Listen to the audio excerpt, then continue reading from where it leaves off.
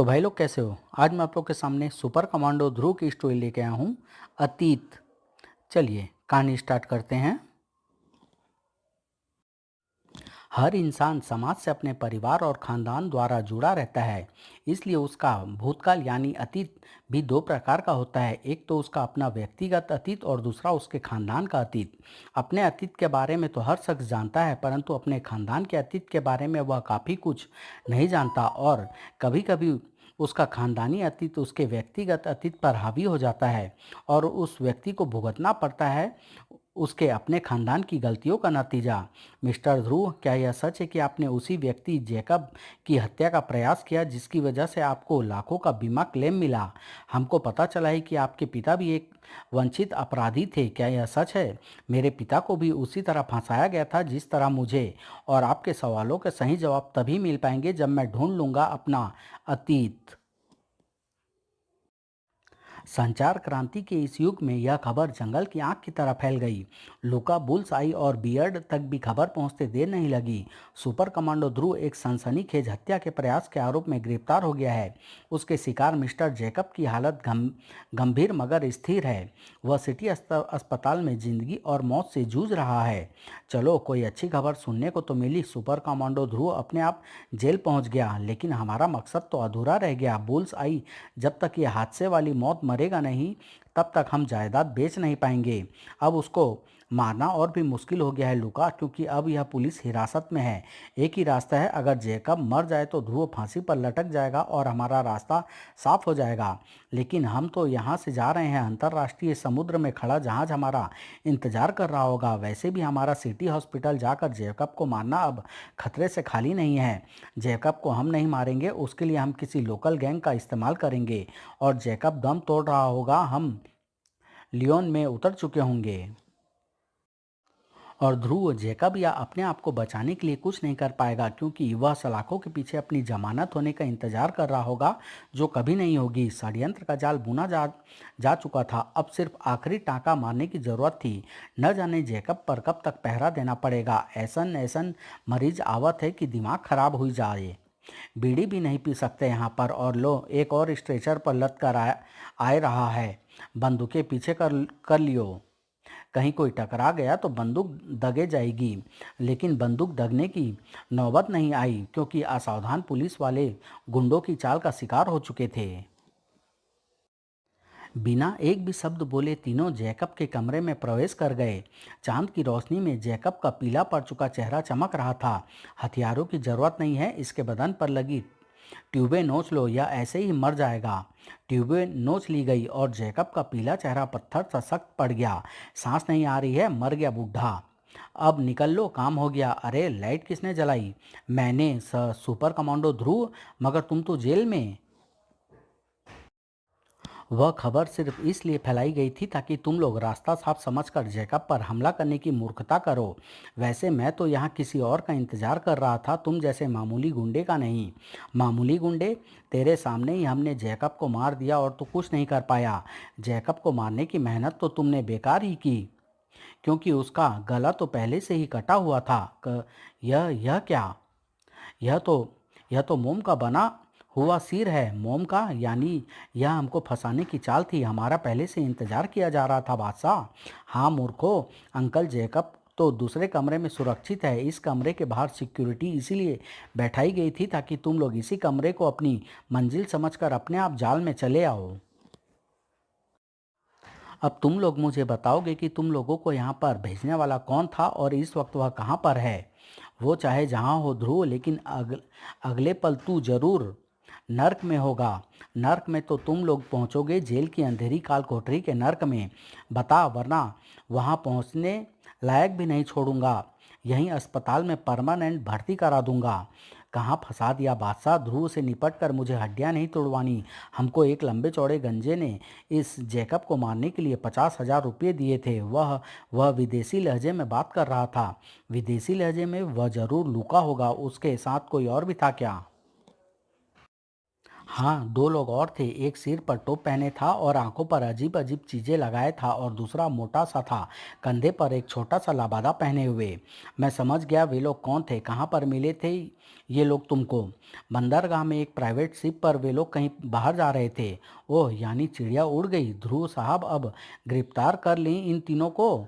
हाँ, मेरा तो काम हो गया। तुम लोग भी बेहोश नहीं हुए थे? नहीं भैया, हम सोचा कि ध्रुव भैया का नाटक में हमहू छोटा मोटा रोल कर लें। ठीक है ना, अब चलो तुमको बड़े घर घुमाए लाएं। तीनों गुंडों को जाने के बाद तुम्हारा प्लान कामयाब रहा ध्रुव। तीनों हत्यारे अपने अपने जाल में फंस गए। लेकिन ये तीन वे नहीं है पापा जिनकी मुझे तलाश थी। वे तो शायद भारत छोड़कर जा चुके हैं। लेकिन तुम्हारा काम तो पूरा हो गया ध्रुव। इस हमले से यह साबित हो गया है कि जैकब की जान लेने की कोशिश करने वाले कोई और लोग हैं, तुम नहीं। और इसकी गवाही हम सब पुलिस वाले भी देंगे। इससे तो मैं बरी हो जाऊंगा पापा। वैसे भी जैकब होश में आने पर मेरे हक में ही बयान देते। लेकिन अब शायद मैं लूका से यह कभी नहीं जान पाऊंगा कि मेरे पिता श्याम को नाम बदलने पर मजबूर क्यों होना पड़ा और उन्होंने आखिर क्या किया क्या था। तुम्हारे बताया अनुसार यह बात तो शायद जेकब को भी नहीं मालूम है, इसीलिए उसके होश में आने का इंतजार करने की ज़रूरत नहीं है। वैसे भी तुम पहले ही कह चुके हो कि तुम्हारे सवालों का जवाब फ्रांस में मौजूद है और जब तक तुम अपने अतीत को जान नहीं लेते तब तक तुम चैन से नहीं बैठ पाओगे। इसलिए तुम तुरंत फ्रांस के लिए रवाना हो जाओ। मैं आधिकारिक रूप से तो नहीं पर व्यक्तिगत रूप से तुम्हारी काफ़ी मदद कर सकता हूँ। मेरे कुछ मित्र वहाँ पर पुलिस अधिकारी हैं, वे तुम्हारी सहायता करेंगे। तुम कल ही अपना वीज़ा बनवा कर फ्रांस रवाना रवाना हो जाओ। थैंक्स पापा, थैंक यू। पर जाने के पहले मैं आपको बताना चाहता हूँ कि चाहे मैं अपना अतीत ढूंढ पाऊँ या नहीं, मेरे लिए मेरे पिता की जगह पर हमेशा आप ही रहेंगे। मैं जानता हूँ बेटे, मैं जानता हूँ। इधर ध्रुव के जाने की तैयारी हो रही थी और उधर कोई फ्रांस पहुंच चुका था किसी के गुस्से का सामना करने के लिए। सॉरी जिक्सा, सॉरी मूर्ख गधे पाजी। तुमने बिना मुझसे पूछे ऐसा कदम क्यों उठाया? मुझे अगर पता होता कि तुम सुपर कमांडो ध्रुव को मारने जा रहे हो तो मैं तुमको कम से कम 100 हथियारबंद आदमियों के साथ भेजता। ध्रुव को मारने जाने का आइडिया मेरा नहीं मम्मी का था। और वैसे भी उस छोकरे में ऐसी क्या खासियत है? वह छोकरा नहीं है, हमारे लिए शैतान का अवतार है, तबाही का दूत। पहले भी वह हमको धंधे में काफ़ी नुकसान पहुंचा चुका है। हमको धंधे में नुकसान? वह कैसे जिक्सा? वह हमें या हम उसे तो जानते तक नहीं थे। ग्रैंड मास्टर रोबो को तो जानते हो ना? कुछ साल पहले तक वह हमारा सबसे बड़ा ग्राहक हुआ करता था। करोड़ों का मुनाफा कमाते थे उससे। लेकिन ध्रुव ने रोबो के साम्राज्य को ऐसा तहस नहस किया कि कुछ दिनों तक उसके पास एक बंदूक खरीदने तक के पैसे नहीं थे। और तुम उसी ध्रुव को मारने चले गए जिसे रोबो जैसा आतंकवादी भी एक घाव तक नहीं लगा सका। तुमने बर्रे के छत्ते को छेड़ दिया है लूका। अब वह तुमको ढूंढता हुआ यहाँ तक जरूर आएगा और देर सबेर हमको ढूंढ ही निकालेगा। और इस वक्त हम ध्रुव को यहाँ पर किसी भी कीमत पर नहीं चाहते, क्योंकि हम अपनी ज़िंदगी का सबसे बड़ा कारनामा करने जा रहे हैं। कैसा कारनामा जिक्सा? मेरे पीछे से आपने कौन सा प्लान बनाया है? फ्रांस सरकार की नेशनल डिफेंस रिसर्च लेबोरेटरी में एक नया आविष्कार विकास के अंतिम चरण में है। हमें उसको वहाँ से उड़ाकर उसे अपनी लेबोरेटरी में डेवलप करना है। और अगर यह ऑपरेशन सफल हो गया तो हमको शायद इतने पैसे मिल जाएंगे कि इस स्टेट को बेचने की ज़रूरत भी ना पड़े।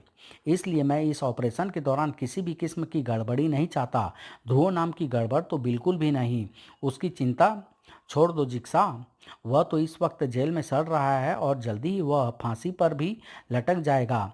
तुम जेकब की तरफ इशारा कर रहे हो ना लूका? मेरे पास सारी रिपोर्ट आ चुकी है। जेकब नहीं मरा है, ध्रुव भी आज़ाद घूम रहा है और उसने वीज़ा के लिए भारत के फ्रेंच दूतावास में अप्लाई भी कर दिया है। यानी वह फ्रांस आ रहा है। तब तो मैं उसकी चिता यहीं पर जलाऊंगा। अब अपनों के खून से हाथ नहीं रखते लूका। वैसे भी हम लोग आने वाले दिनों में काफ़ी व्यस्त रहने वाले हैं। ध्रुव को खत्म करने का काम सात्रे को सौंपते हैं। उसके आदमी ये काम करेंगे। उसको सिर्फ इतना बता देना कि अगर ध्रुव फ्रांस तक जिंदा पहुंच गया तो सात्रे अपने घर मरा पहुंचेगा। ध्रुव के अतीत के विषैले सर्पों ने फन फैलाना शुरू कर दिया था और किसी को यह आभास नहीं था कि ये सर्प ध्रुव को कब और कैसे ढसेंगे। इस फ्लाइट पर आपका सबका स्वागत है। पेरिस तक की यह दूरी हम 9 घंटे 10 मिनट में तय करेंगे। आप क्या लेंगे सर, वाइन या विस्की? सिर्फ एक पेप्सी प्लीज। पेप्सी की चुस्कियों के साथ ध्रुव के दिमाग में वह सारा घटनाक्रम ताज़ा होने लगा जिसके कारण उसे पेरिस का सफ़र करना पड़ रहा था। यह सारी गड़बड़ उस फोन कॉल से शुरू हुई थी जो ध्रुव के पास एक विदेशी लहजे में बात करने वाले अनजान आदमी ने की थी।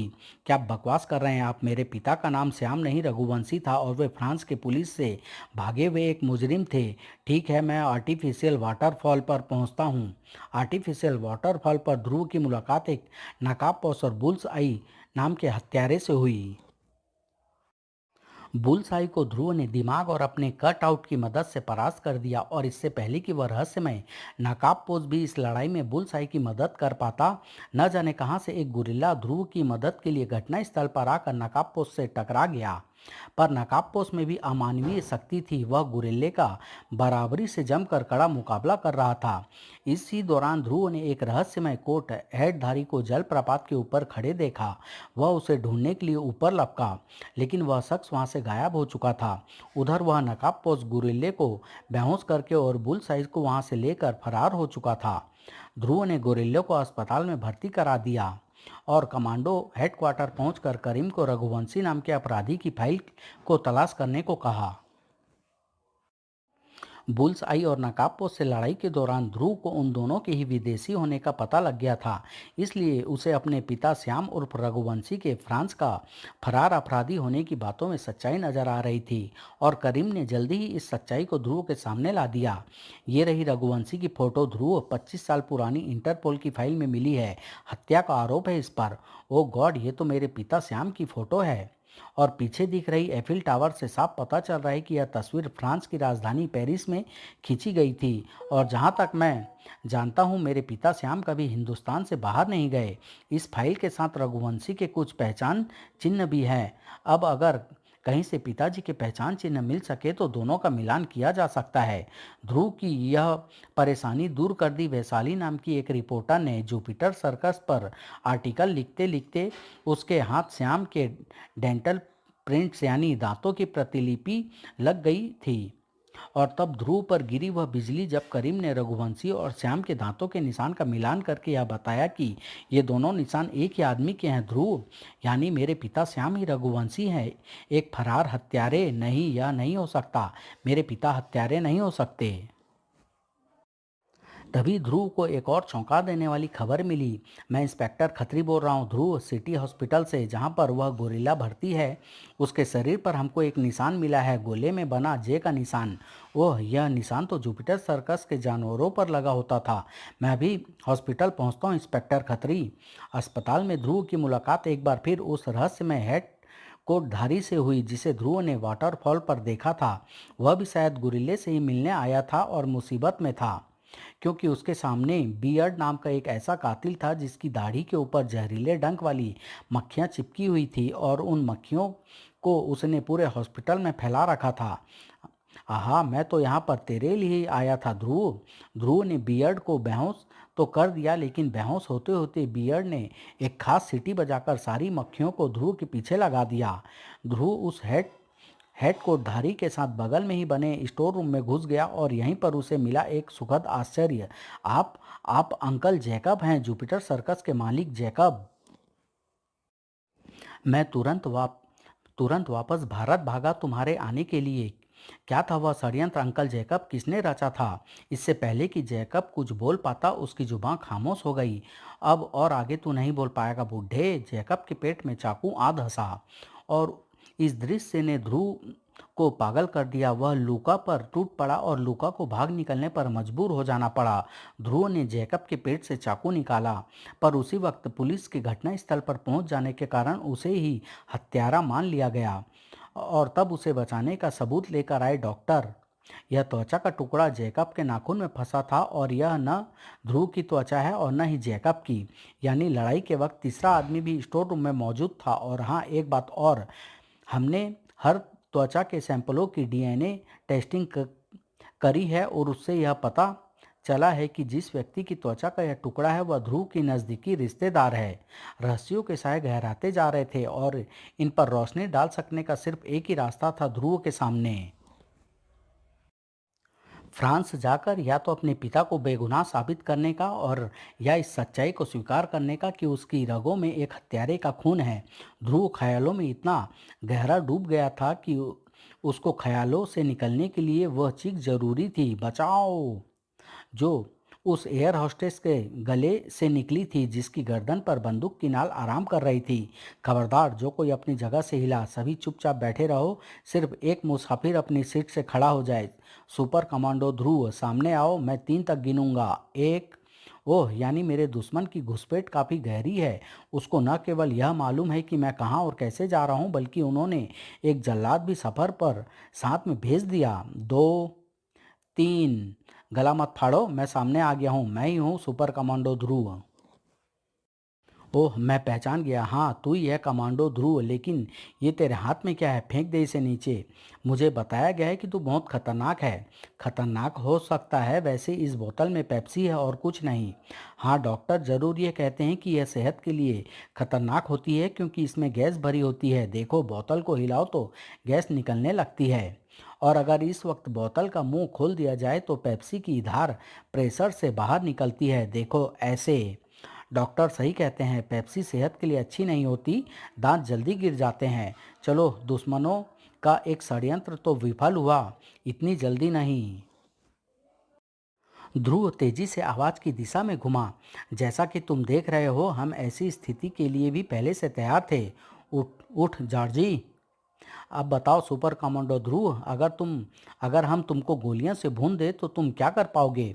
तब मुझे कुछ करने की ज़रूरत ही नहीं है, क्योंकि इस वक्त हम 27,000 फीट की ऊंचाई पर उड़ रहे हैं। बाहर की हवा एकदम पतली है और प्लेन के अंदर वायु दबाव बनाया गया है। अगर मैं तुम्हारी गोलियों से उछल कर बच गया और तुम्हारी गोलियों ने प्लेन की दीवारों में छेद कर दिया तो यह प्लेन गुब्बारे की तरह फट पड़ेगा।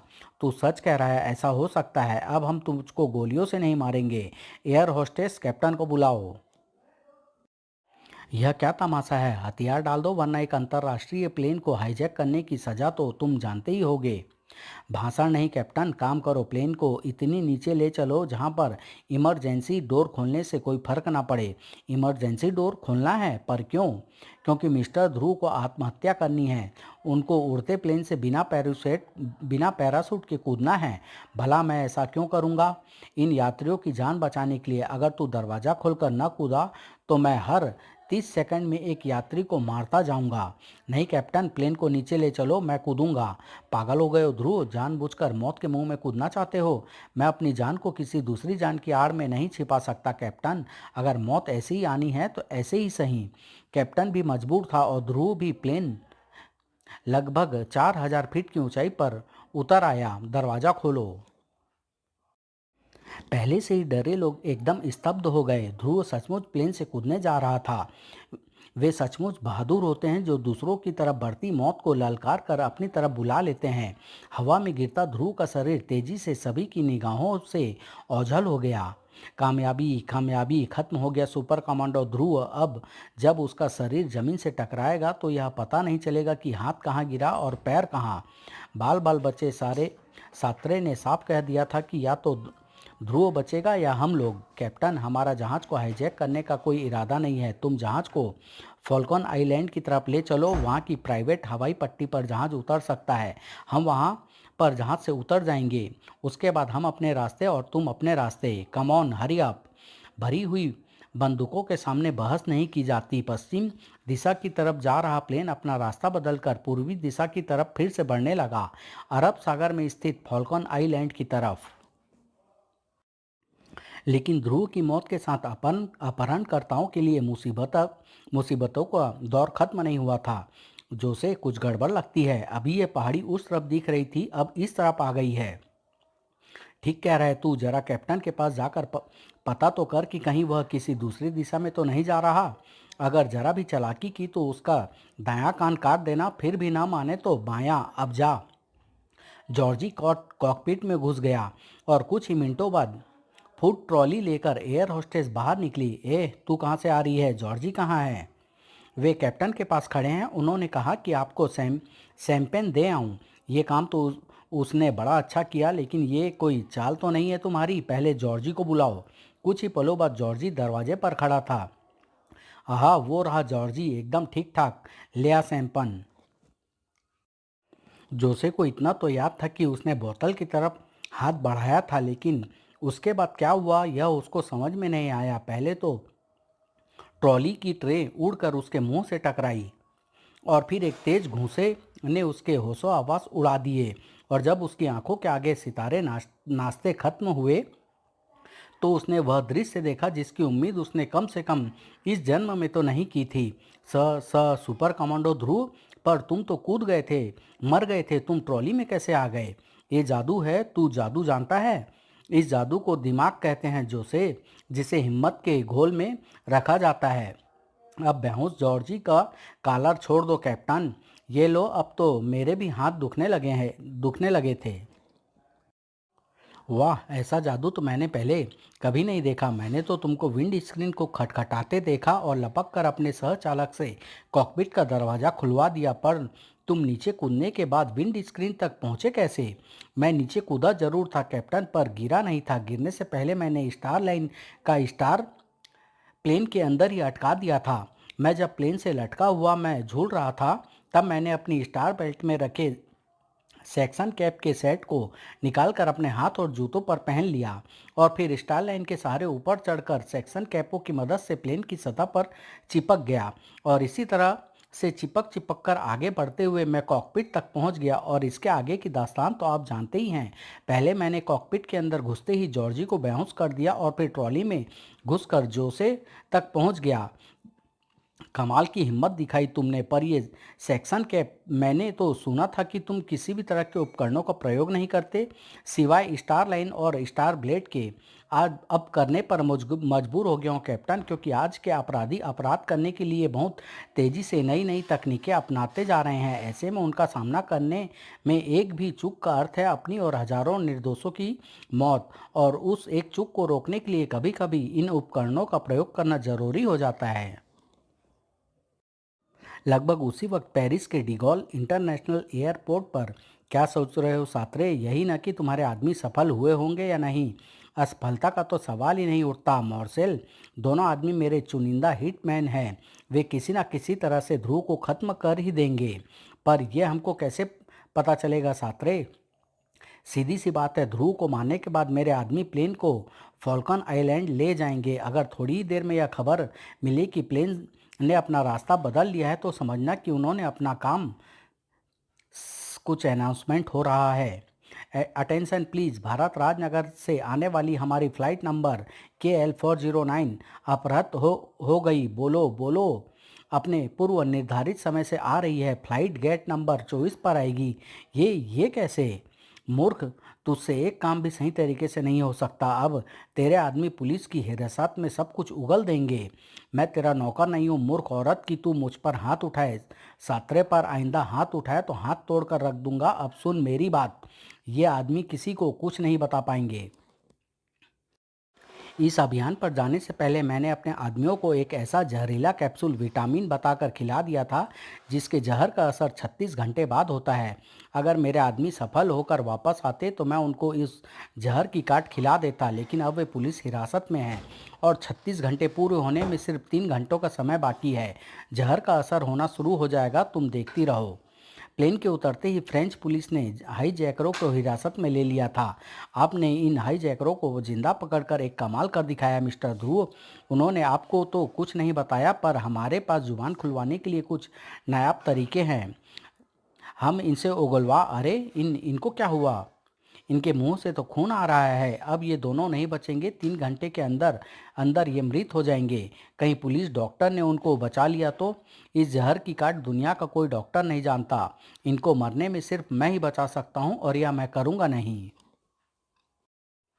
चलो, ये समस्या तो सुलझ गई, लेकिन असली समस्या तो वहीं की वहीं है। ध्रुव अभी भी जिंदा है और फ्रांस तक पहुंच गया है। जल्दी ही वह लियोन भी पहुंच जाएगा, फिर हमारे सामने उसका स्वागत करने के सिवाय और कोई रास्ता नहीं बचेगा। और जब वह अपने बाप रघुवंशी के बारे में पूछेगा तो क्या जवाब दोगी? लूका की हरकत का क्या कारण बताओगी? नहीं, ध्रुव को मरना ही होगा और इस बार मैं खुद उसको मारने का इंतजाम करूंगा, व्यक्तिगत रूप से। ठीक है, इस वक्त तो वैसे भी हम कुछ नहीं कर सकते क्योंकि ध्रुव पुलिस के साथ है। अब मुझे भी वह काम करने जाना है जिसके लिए मैं और जिक्सा खास तौर से पेरिस आए हैं। पेरिस स्थित डिफेंस एंड रिसर्च लैब से एक नायाब आविष्कार उड़ाने के लिए। ध्रुव इस बात से अनजान था कि इस षड्यंत्र के सूत्रधार उसके बगल में ही थे और वहां से सरकने वाले थे। आपको हमारे साथ पुलिस हेडक्वार्टर तक चलना होगा मिस्टर ध्रुव, हम आपका बयान लेना चाहते हैं। चलिए, मैं तो वैसे भी फ्रांस आया ही हूँ पुलिस की मदद के लिए, और फिर पेरिस स्थित फ्रेंच पुलिस हेडक्वार्टर में। और इस तरह से आपने उन दोनों अपहरणकर्ताओं को काबू में कर लिया, लेकिन ये दोनों आपको मारना क्यों चाहते थे मिस्टर ध्रुव? ये तो फिलहाल मैं खुद भी नहीं जानता इंस्पेक्टर, लेकिन अगर मैं आपके कमिश्नर से मिल सकूं तो काफ़ी कुछ जान सकता हूं। मिस, मेरा नाम मेरा नाम वेरा विसेट है और अभी अभी मेरे कंप्यूटर पर मैसेज आया है कि कमिश्नर साहब खुद आपसे मिलना चाहते हैं। आइए, मैं खुद आपको उनके पास ले चलती हूँ। पेरिस पुलिस कमिश्नर ध्रुव का इंतजार कर रहे थे। वेलकम ध्रुव। कमिश्नर राजन मेहरा मेरे पुराने दोस्त हैं, उनका बेटा मेरे बेटे जैसा ही है। Welcome welcome. मैं फ्रांसवा हूँ, तुम्हारे बाप जैसा। यानी आपको पापा का मैसेज मिल गया, तब तो आपको यह भी पता चल गया होगा कि मैं फ्रांस क्यों आया हूँ। हाँ बेटे, पता तो चल गया है और मैंने थोड़ा बहुत चेक भी किया है, पर मुझे अफसोस है कि मैं तुम्हारी ज़्यादा मदद नहीं कर पाऊँगा। ऐसा क्यों अंकल? आप लोगों के पास तो रघुवंशी पर सारी जानकारी होगी थी, पर है नहीं। मैंने मैसेज मिलते ही रघुवंशी की फाइल चेक की थी, लेकिन न जाने कैसे कंप्यूटर पर से उस केस की पूरी फाइल गायब हो चुकी है। हमारे क्राइम रजिस्टर में से भी उस केस के पन्ने किसी ने फाड़ लिए हैं। ओह, किसका हो सकता है यह काम? कहना मुश्किल है, पर हम पूरी जांच करवा रहे हैं। वैसे 25 साल पहले मैं भी लियोन में ही था। मुझे इतना ज़रूर याद है कि रघुवंशी लियोन की एक एस्टेट में रहता था और वहीं पर उसने एक पुलिस वाले की नृशंस हत्या कर दी थी। लेकिन रघुवंशी में तुम्हारी इतनी दिलचस्पी क्यों है? कौन लगता था वह तुम्हारा? रघुवंशी मेरे पिता थे अंकल, फ्रांसवा मेहरा। पापा ने तो मुझे गोद लिया हुआ है। ओह, आई सी। अगर तुम यहाँ पर अपने पिता को निर्दोष साबित करने आए हो तो इसका ख्याल छोड़ दो। उसके खिलाफ सबूत काफ़ी पक्के थे। बाकी मैं लियोन में रघुवंशी की एस्टेट को ढूंढने की कोशिश कर रहा हूँ। यह काम मुश्किल इसलिए है क्योंकि वह इलाका ऐसी एस्टेटों से भरा हुआ है, इसमें न जाने कितने दिन लग जाएं। तब तक तुम यहाँ पर रुक कर क्या करोगे? मेरे ख्याल से तो तुम भारत वापस जाकर हमारे मैसेज का इंतज़ार करो। मैं बिना जवाब लिए यहाँ से वापस नहीं जाऊँगा। या तो मैं अपने पिता को निर्दोष साबित करूँगा और या उनके हत्यारे होने का कारण जानूँगा, चाहे इसमें आप मेरी मदद करें या ना करें। ऐसा क्यों सोचते हो बेटे? अगर तुम्हारा इरादा पक्का है तो मैं हर कदम पर तुम्हारे साथ हूँ। Thank you uncle. मैं 1-2 दिनों तक रिट्स होटल में ठहरता हूँ। अगर आपको रघुवंशी का पता या उस केस के बारे में कोई भी जानकारी मिले तो मुझे वहीं पर संपर्क कर लें। ओके ध्रुव। इसी वक्त पेरिस में कहीं। ओह, यानी ध्रुव पेरिस में है और हमको भी अपना कामकाज आज रात पेरिस में ही करना है। अगर कहीं कुछ रुकावट आई तो? रुकावट नहीं आएगी जिक्सा। उधर आप अपना काम कीजिए, इधर मैं ध्रुव का काम तमाम करता हूँ। ध्रुव बुल्स आई और बियर्ड के हमले से बच गया, यानी वह गोला बारूद और जहरीली मक्खियों जैसे जैविक हथियारों से निपट सकता है। हमने उसको प्लेन में ही मार देने की स्कीम बनाई, लेकिन वह स्कीम भी उसने विफल कर दी। अब हमको इन सब से हटकर योजना बनानी होगी और वह योजना मैंने बना ली है। आज रात ध्रुव की मुलाकात अपनी मौत से होगी। और उस शाम ध्रुव के पास फिर एक सूचना आई। आपके लिए कोई एक लेटर छोड़ गया है सर। ओह, यह संदेश मेरे लिए मेरा एकमात्र क्लू भी हो सकता है और मुझे फंसाने के लिए चारा चारा भी। पर कुछ भी हो, मुझे इस पते पर जाना ही होगा। अगर रघुवंशी के बारे में जानना चाहते हो तो रोवेंदू डेन केवियर स्ट्रीट पर आकर क्रसर से मिलो। रोंदेव्यू डेन एक ऐसी जगह जहां पर कई फाइटिंग कैरियर बनते थे और कई जिंदगियां मिटती थी, और इस जिंदगी और मौत के संघर्ष पर लाखों फ्रैग का सट्टा लगता था। आज भी रोंदेवू डैन में हड्डियों के चटकने की आवाज़ें गूंज रही थी और आज भी इस लड़ाई का फैसला मौत से ही होना था। ये तो गया। खैर, हर फाइटर से हम इस बात का फॉर्म तो भरवा ही लेते हैं कि हम इस हादसे के जिम्मेदार न माने जाएं। विजर इज क्रसर 106 वी जीत और कोई हार नहीं। आज दर्शकों में एक खास दर्शक भी मौजूद था। क्रसर, मुझे तुमसे कुछ जरूरी बात करनी है, जरा नीचे तो आओ। ओह, तुम आ गए। लेकिन क्रसर सिर्फ रिंग में बात करता है। ध्रुव के रिंग में चढ़ते ही सन्नाटा छा गया। सब समझ रहे थे कि कोई नया फाइटर रिंग में आ गया है। ये मैसेज तुमने भेजा था, यही समझ लो। क्या जानते हो तुम रघुवंशी के बारे में? वह मेरी जुबान बता सकती है, लेकिन वह तभी चलनी शुरू होती है जब मेरे हाथ रुकते हैं। मतलब फाइट फाइट मी। अगर तुमने मुझे हरा दिया तो तुम वह सब कुछ जान सकोगे जो तुम जानना चाहते हो। अगर नहीं तो भारत वापस लौट जाओ। ये कहानी मैं यहीं समाप्त कर रहा हूँ। 2 भागों में लेके आऊँगा। बहुत जल्द आप लोग के सामने लेके आऊँगा। धन्यवाद।